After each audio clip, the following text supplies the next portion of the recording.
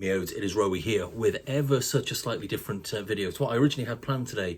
Obviously, with it being May the 4th, historically I would normally post myself drinking an Emperor's Brewery beer or something like that, something Star Wars themed, while taking a massive dump on all of the nerds who watch that nonsense.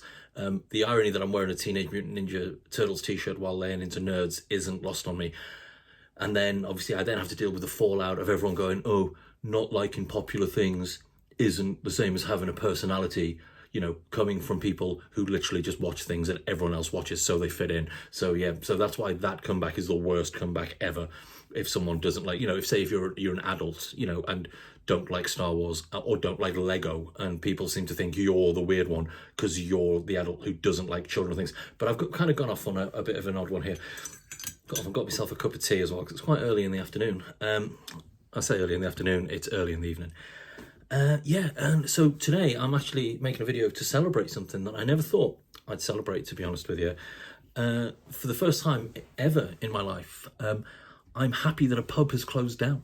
And I know this sounds insane as a guy who's worked in hospitality since, since 1999, to be happy that a venue has closed down. But the White Hart Inn has closed down. Now, some of you might not be familiar with the White Hart Inn. So here's a little bit of a wee bit of a backstory. Is it was on the BBC and everything like that. So basically, this pub in Grey, it had a load of golly toys on display, and the police raided it, and it took them all down. And then there was a bit of backlash from it. Like, first of all, they sent 5 police officers to take some toys out of the pub.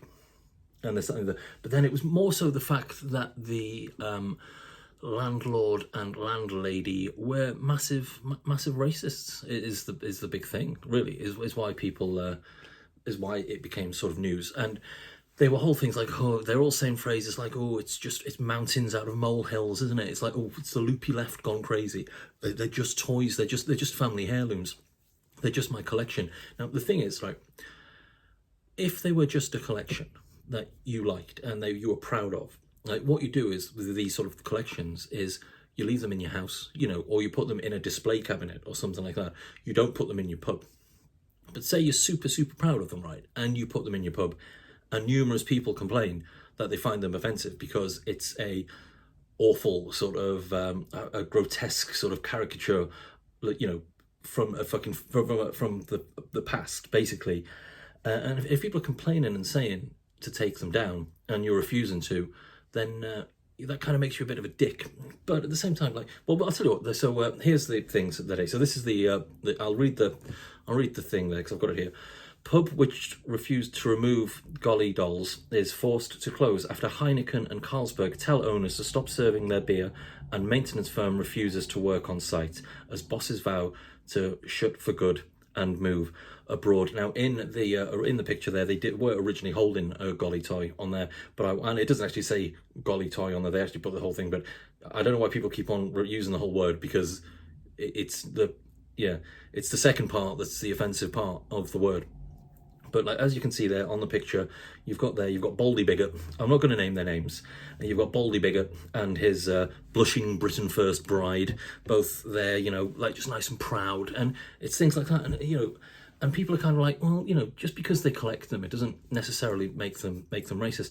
And you are right. Just because they collect them, it doesn't make them racist. It's weird, you know, and it's shitty. But I have got a follow-up here. Sorry, I've got little pictures here. So not that one there, but then there's this picture here, right? That's them, the dolls on display, and then it's the text next to it actually, which I'm going to zoom in on now. So we've got the text here.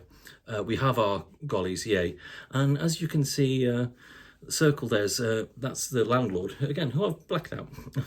Sorry, that's I've blacked out. That's what it is. They used to hang them in Mississippi years ago.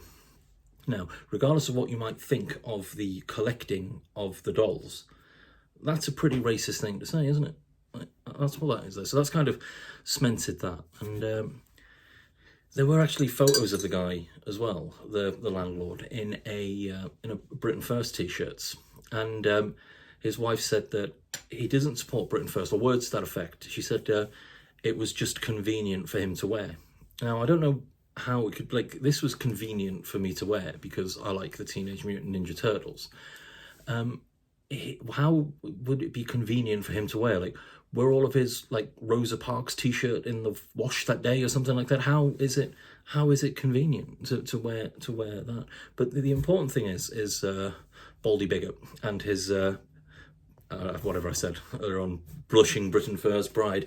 They've had their renowned shithouses, Heineken and even Heineken and Carlsberg were sort of we want nothing to do with this, as in screw you guys. And the interview with her is actually brilliant, where she's like, I'm gutted, I'm really gutted, I've been here 17 years, I'm gutted, I'm just gutted. And it's just sort of like, right, you do know that the fucking dildo of repercussions doesn't arrive lubed, right? You chose to put these things up. You've said you're going to keep on putting these things up.